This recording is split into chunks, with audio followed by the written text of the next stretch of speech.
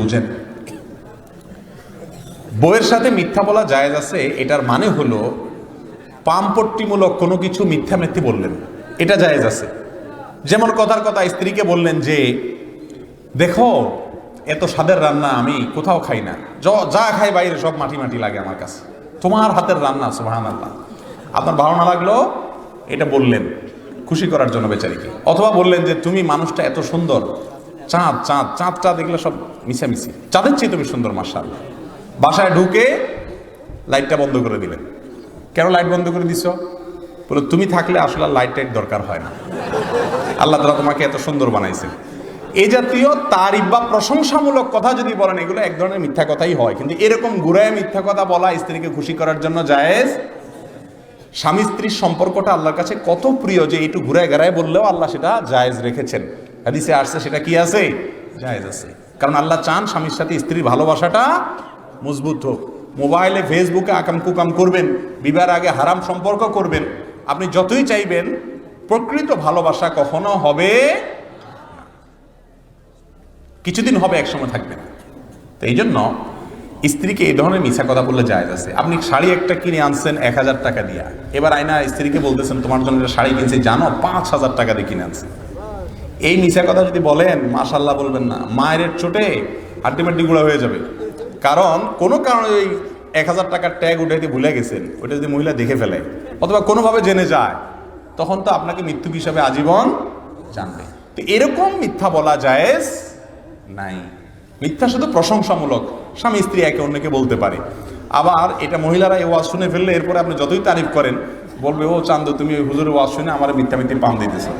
তখন প্রশংসার ধরন পাল্টাইবেন। এখন সব কি আর শিখিয়ে দেওয়া যাবে?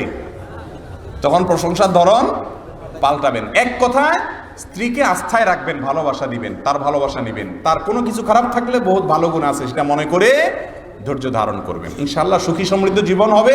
স্বামী স্ত্রীর মধ্যে সম্পর্ক যত ভালো হবে, গাঢ় হবে, আল্লাহ তত খুশি হবে। কথা বুঝে আসছে? নামাজের পরে সম্মিলিত মুনাজাত করা জায়েজ আছে কিনা? কেউ যদি মুনাজাত করে তাহলে কি গুনাহ হবে কিনা? প্রথম কথা হলো, ইবাদতের ক্ষেত্রে জায়েজ তালাশ করা যায় না। ইবাদতের ক্ষেত্রে তালাশ করতে হয় সুন্নত কোনটা।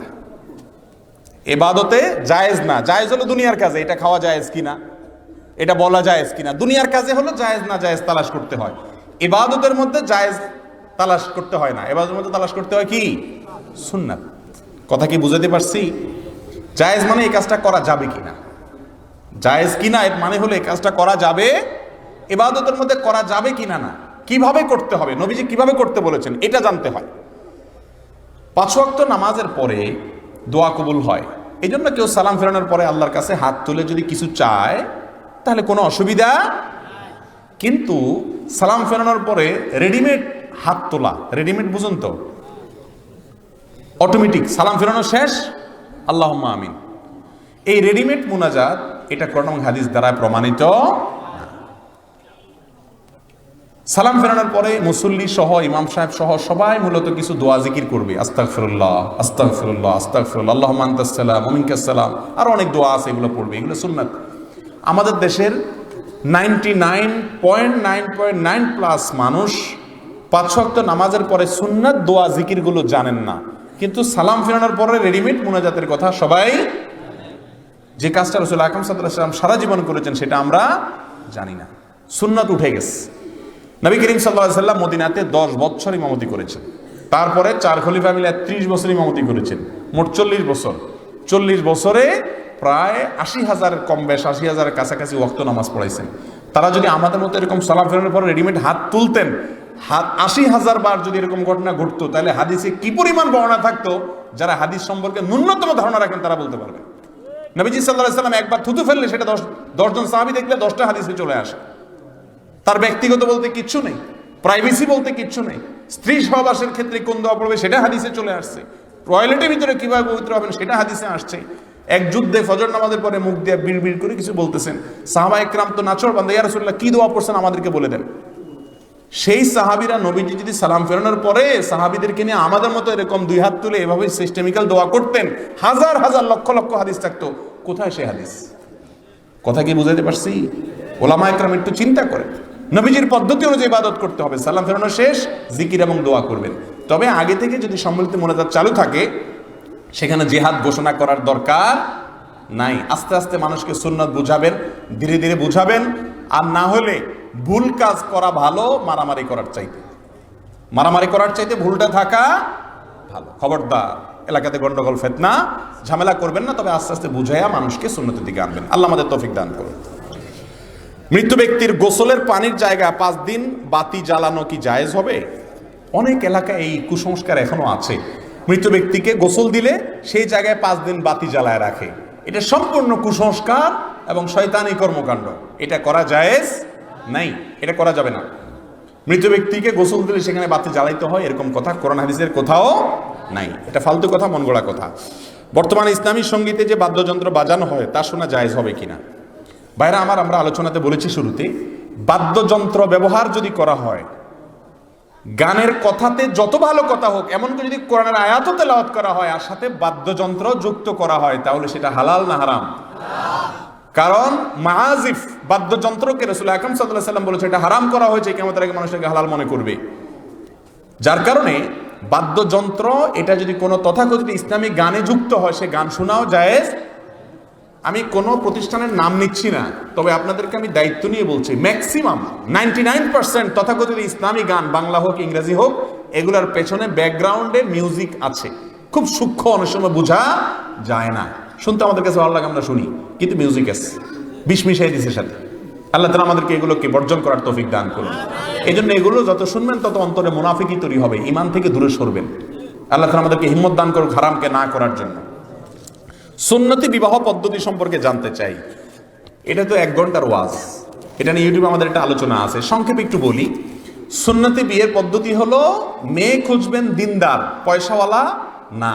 সৌন্দর্য এটা খুঁজবেন, ঠিক খুঁজতে পারেন, তবে তার চাইতে বেশি হলো মেয়েটা দিনদার কিনা। দিনদার মানে সে নামাজ কালাম পড়ে কিনা, হালাল হারাম মানে কিনা, আল্লাহকে ভয় করে কিনা, পর্দা করে কিনা, অল্পে তুষ্ট কিনা। আর মেয়েরাও ছেলেদেরকে এভাবে নির্বাচন করবেন।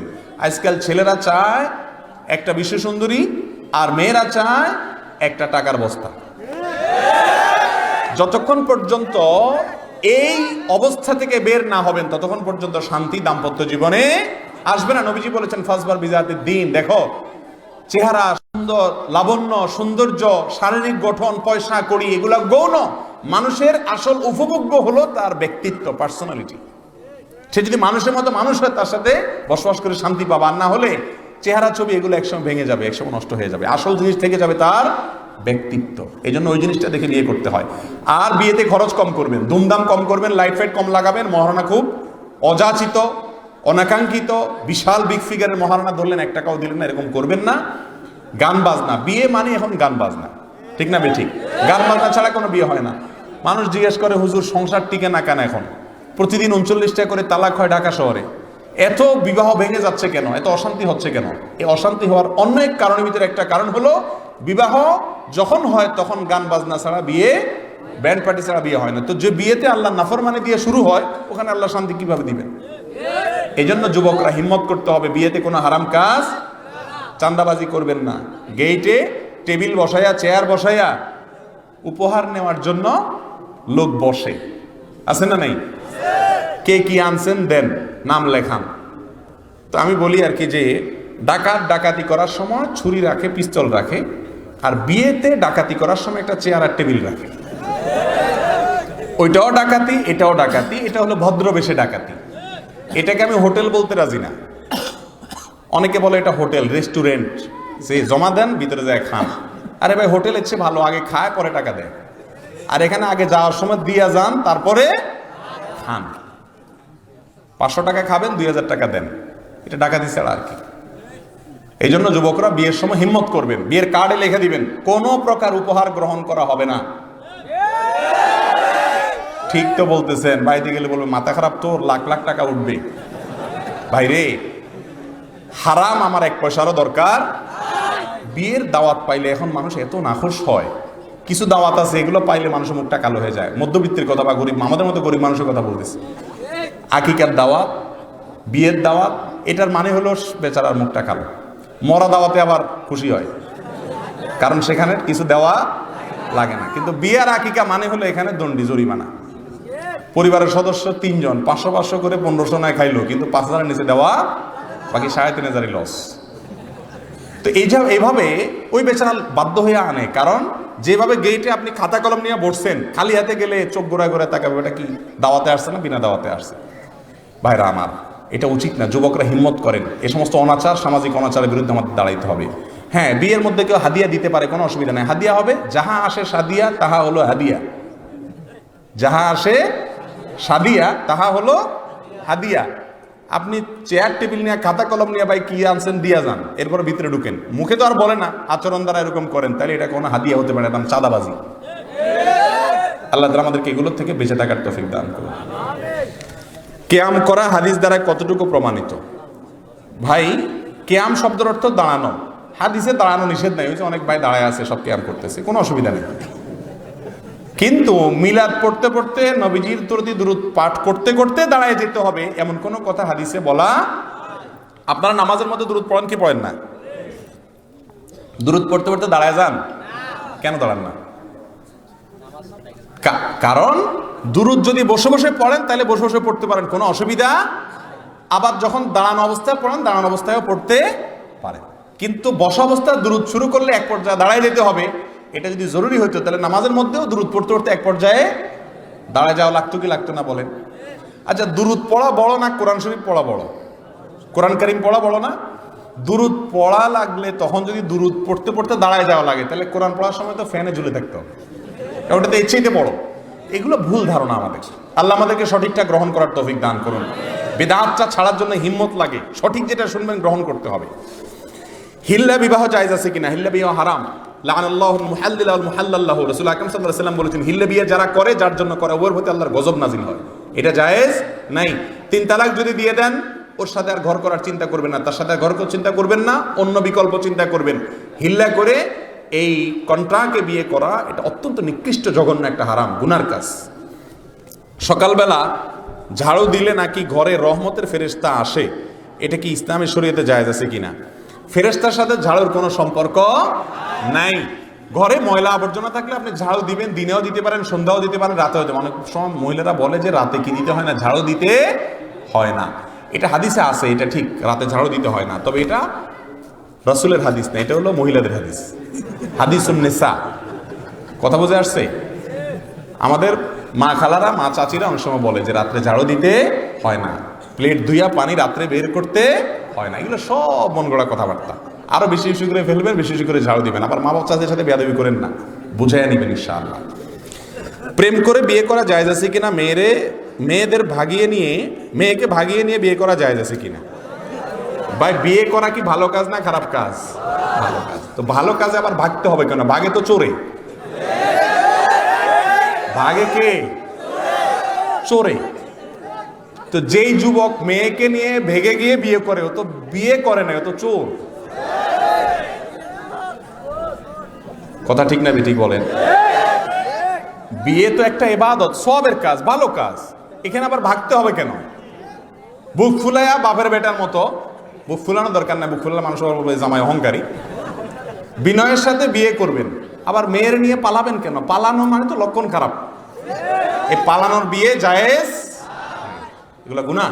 ভাইরা আমার, যৌবনের ভ্রম, বয়সের সমস্যা। এই জন্য যৌবন বয়সে হারাম থেকে বাঁচার জন্য হিম্মত লাগে, হিম্মত, সৎ সাহস লাগে। মনে রাখেন, অসময়ে ইটিস পিটিস করবেন, সময়ে শান্তি পাবেন না।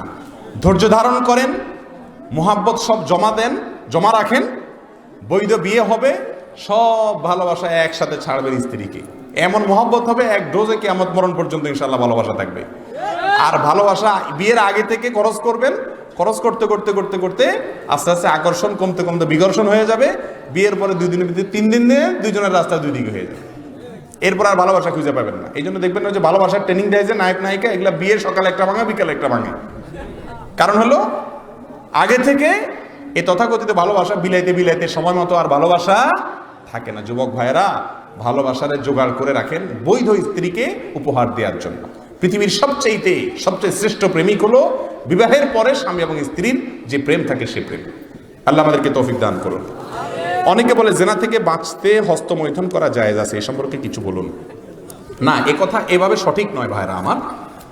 হস্তমৈথুন করা, হাত দিয়ে বীর্যপাত করা এটা জঘন্য অপরাধ এবং হারাম। অনেক যুবক ভাইয়েরা গোপনে গোপনে হারাম কাজটি করছেন, অত্যন্ত জঘন্য অপরাধ। আল্লাহ তাআলা বলেছেন, ফামান ইবতাগা ওয়ারাআ যালিকা ফাউলাইকা হুমুল আদুন। স্ত্রীর মাধ্যমে যৌন চাহিদা চরিতার্থ ছাড়া এবং বৈধ পদ্ধতি ছাড়া অন্য যতভাবে মানুষ যৌন চাহিদাকে মিটায়, সেটা হাত দিয়ে হোক অন্য কোনোভাবে হোক, এই সবগুলোকে আল্লাহ বলেছেন এরা সবাই সীমা লঙ্ঘনকারী, এটা হারাম। কোন অবস্থাতে হস্তমৈথুন জায়েজ।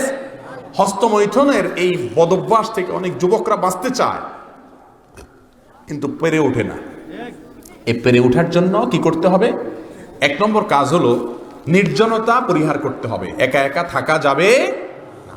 একা একা যত বেশি থাকবেন তত বেশি শয়তান মনের ভিতরে বাজে চিন্তা আনবে, কারো না কাউকে সাথে রাখবেন। দুই নম্বর হলো হারাম জিনিস দেখা বন্ধ করতে হবে। মোবাইল ফরম্যাট করে ফেলতে হবে, নেটের আইডি ডিঅ্যাক্টিভ করে ফেলতে হবে প্রয়োজনে। ফেসবুকে হারাম থেকে বেঁচে থাকার জন্য এই সাহসগুলো লাগে। ইমান যখন জজবা আসবে সাথে সাথে হিম্মত করে এগুলো করে ফেলবেন, আল্লাহর রহমতের কোলে চলে যাবেন ইনশাআল্লাহ। নাম্বার 3, আল্লাহর কাছে একটু একাকী দোয়া করবেন, আল্লাহ আমি পারতেছি না, শয়তান আমাকে কুপকাত করে ফেলতেছে, আল্লাহ আপনি সাহায্য করেন। এই কাজগুলো করলে ইনশাআল্লাহ এই বদভ্যাসের বিরুদ্ধে আপনি সংগ্রাম করতে পারবেন। হস্তমৈথুন জায়েজ নেই। যারা বলেছেন যে জেনা থেকে বাঁচার জন্য জায়েজ আছে, এটা কোন কোন ইমামগণ বলেছেন ওই ব্যক্তির জন্য যে ব্যক্তি এমন কোন জায়গায় আছে যে এখানে তার জেনা হয়েই যাবে, নির্জন একটা কক্ষে, কথার কথা জেলখানায়, অথবা এমন কোন জায়গা যেখানে জেনার হাতছানি চতুর্দিকে, সে কোনোভাবে বাঁচতে পারতেছে না, তখন সে নিজেকে রক্ষা করার জন্য যদি করে, সেটাকে অনেক ওলামা ইকরাম জায়েজ বলেছেন। এখন জেনা থেকে বাঁচার জন্য করা যাবে এই কথা বলে আপনি সকাল বিকাল আল্লাহ মাফ করুক হারাম কাজ করবেন, সেটা কোনো আলেমী পৃথিবীতে বলে নাই। যদি কোনো স্বামী তার স্ত্রীকে বিশ্বাস করে তাকে বাড়িতে রেখে প্রবাসে চলে যায়, তারপর যদি সে পরকীয়া লিপ্ত হয়, তা যদি স্বামী না জানে পরবর্তীতে তার স্বামীর কাছে স্বীকার করে, তাহলে স্বামী যদি মাফ করে দেয় তাহলে সংসার করা হালাল হবে কিনা? হালাল হবে সংসার, কোনো অসুবিধা না। তবে এখানে একটা দরকারি বিষয় বলি, সেটা হলো অনেক স্বামী স্ত্রী এ ভুলটা করেন। বিবাহের আগে যদি কোনো অন্যায় হয়ে থাকে, স্বামী স্ত্রী একে অন্যকে সেটা শেয়ার করা উচিত না।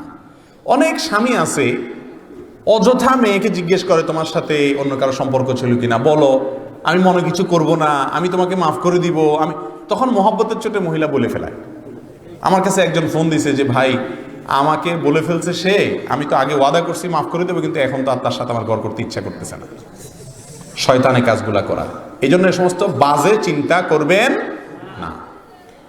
একই কাজ মেয়েরাও করানোর সময় সন্দেহ করা করি, এগুলো দাম্পত্য জীবন অশান্তির প্রধানতম কারণ। আপনি মনে করবেন ইনশাআল্লাহ আমার স্ত্রী পৃথিবীর সবচেয়ে ভালো মেয়ে, সচেতন থাকবেন, সাবধান থাকবেন, সতর্ক থাকবেন, কিন্তু তাই বলে তাকে নিয়ে সন্দেহ করতে যাবেন না। যদি কোনো কারণে জেনা হয়ে যায় তাহলে এই কারণে সম্পর্ক ছিন্ন হয়ে যাবে না।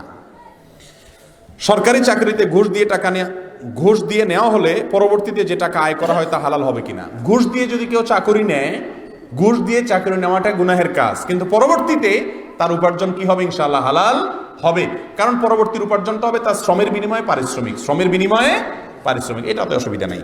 প্রবাসে গিয়ে যদি কফিলের সমস্যার কারণে পরিস্থিতির শিকার হয়ে টাকার কারণে যদি অবৈধ হয়ে যায়, পরে যে টাকা আয় করা হবে তা হালাল হবে কিনা? হবে ভাই। প্রবাসী ভাইয়েরা প্রবাসে গেছেন, অবৈধ হয়ে গেছেন নানা কারণে, আপনার সেখানে অবৈধভাবে বসবাস করা এটা গুনাহের কাজ। একটা ইসলামিক রাষ্ট্র বা যে কোনো একটা রাষ্ট্রের শৃঙ্খলা নষ্ট করলেন আপনি, কিন্তু আপনার উপার্জনটা এর কারণে কি হয়ে যাবে না? হারাম হয়ে যাবে না, কারণ আপনার উপার্জনটা হচ্ছে শ্রমের বিনিময়ে পারিশ্রমিক। যদি ভালো বৈধ ক্ষেত্রে আপনি উপার্জন করেন কোনো অসুবিধা নাই, জায়েজ হবে।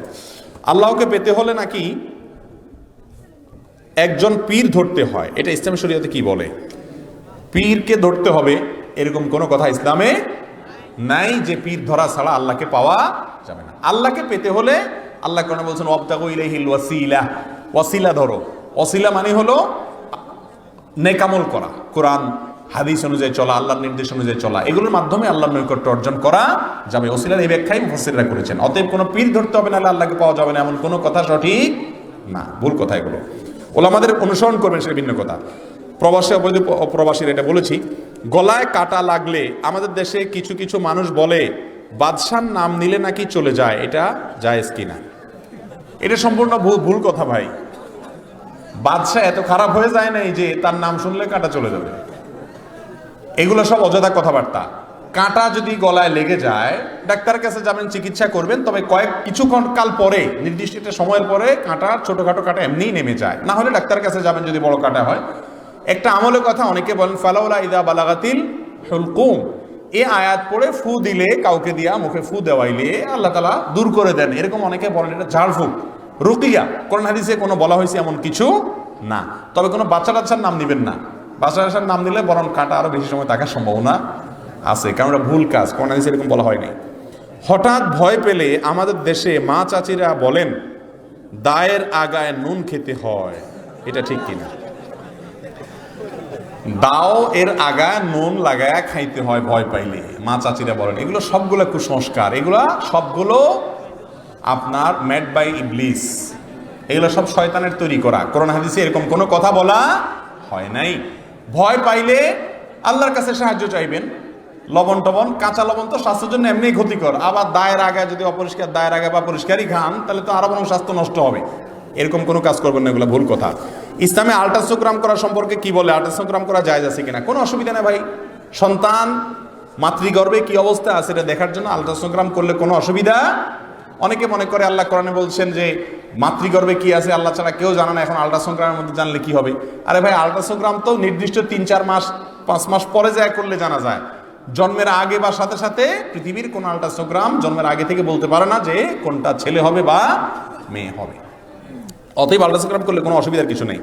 স্বামী স্ত্রীর নাম নিয়ে ডাকতে পারে না যদি স্ত্রীর নামে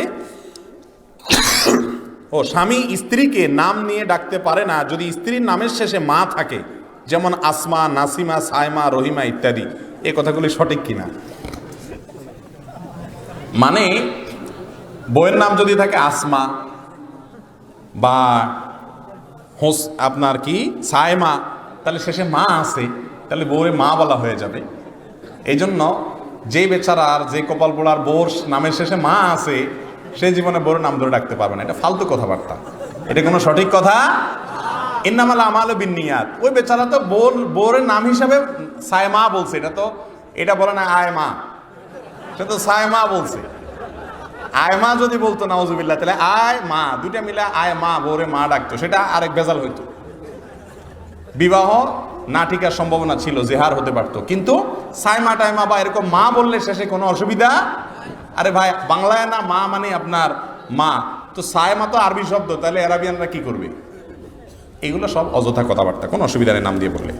আমাদের ইসলামের মধ্যে অনেক রকমের দল রয়েছে, যেমন কওমি, সুন্নি, আহলে হাদিস ইত্যাদি। এতগুলো দল থাকার কারণ কি? এবং সবাই বিভিন্ন রকম ফতোয়া দিয়ে বিভ্রান্ত করে, এর প্রতিকারের উপায় কি?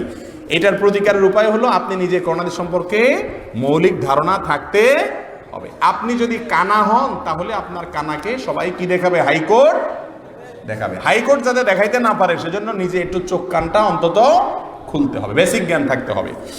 কোন হুজুর বলেন মসজিদে প্রবেশের পর সালাম দেওয়া নাকি ঠিক নয়, কারণ তাতে মসজিদে থাকা মুসল্লিদের ডিস্টার্ব হয়। তাহলে আমরা কি মসজিদে ঢুকে সালাম দিব না? বহু হাদিসে রাসূল আকরাম সাল্লাল্লাহু আলাইহি ওয়াসাল্লাম বা সাহাবা ইকরাম মসজিদে ঢুকে সালাম দেওয়ার কথা বর্ণিত আছে। এটা হলো তখন যদি আসলেই কারো ডিস্টার্ব না হয়, সব মুসল্লিরা সুন্নত পড়তেছেন, নামাজ পড়তেছেন, আমি ঢুকতে বেশি জোরে আসসালামু আলাইকুম বলেন, অবশ্যই ডিস্টার্ব হবে। এরকম অবস্থাতে জোরে সালাম দেওয়া উচিত না। পরিবেশ বুঝে যেখানে সালামের জবাব দিতে পারবে না সেখানে দিবেন। কবরের পাশ দিয়ে খাওয়ার সময়, যাওয়ার সময় আমরা কিভাবে সালাম দেব? কবরের পাশ দিয়ে যাওয়ার সময় বিশেষ কোনো পদ্ধতি নেই। কবরের যে দোয়া আছে, জিয়ারতের দোয়া, সালামুন আলাইকুম দারা কওমিল মুমিনিন ওয়া ইন্না ইনশাআল্লাহু লাহিকুন, যে সমস্ত হাদিস দোয়া আছে কবর জিয়ারতের, এগুলো যাওয়ার সময় পাশ দিয়া পড়ে চলে যাবেন। ইমাম সাহেব জর্দা ও সিগারেট খাওয়াকে মাকরু মনে করেন এবং নিজে জর্দা দিয়ে পান খান, এরকম ইমাম বিষয়ে নামাজ পড়লে নামাজ হবে কিনা?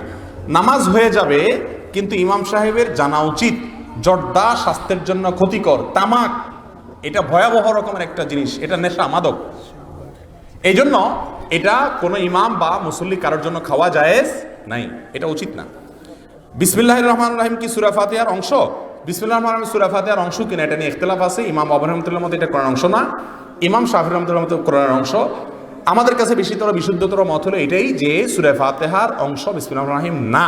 তবে বিসমিল্লাহির রহমানির রহিম এটা কোরআনের আয়াত, কারণ সূরা নামলে আল্লাহ বলেছেন ইন্নাহু মিন সুলাইমান ওয়া ইন্নাহু বিসমিল্লাহির রহমানির রহিম। কলেজ বিশ্ববিদ্যালয়ে পড়ুয়া ছাত্রীদের তথ্য আদান প্রদানের মাধ্যমে হিসাব মাধ্যম হিসেবে নিজস্ব চ্যাটিং গ্রুপ এবং ফেসবুক গ্রুপ ইত্যাদি থাকে। যেহেতু সেখানে সকল ধর্মাবলম্বী ছাত্রছাত্রী থাকে, সেহেতু গ্রুপ রুলসে ইসলামিক কিছু শেয়ার করা থেকে বিরত থাকতে বলা হয়।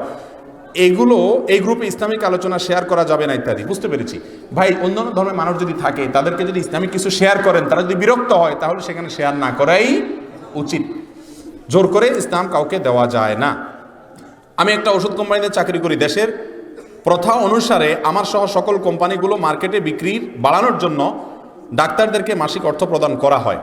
আমার প্রশ্ন, এই কার্যক্রম ইসলাম সমর্থন করে কিনা? সম্পূর্ণ হারাম, জায়েজ নাই। ডাক্তারদেরকে কোনো উৎকোচ বা ঘুষ দেওয়া জায়েজ নাই।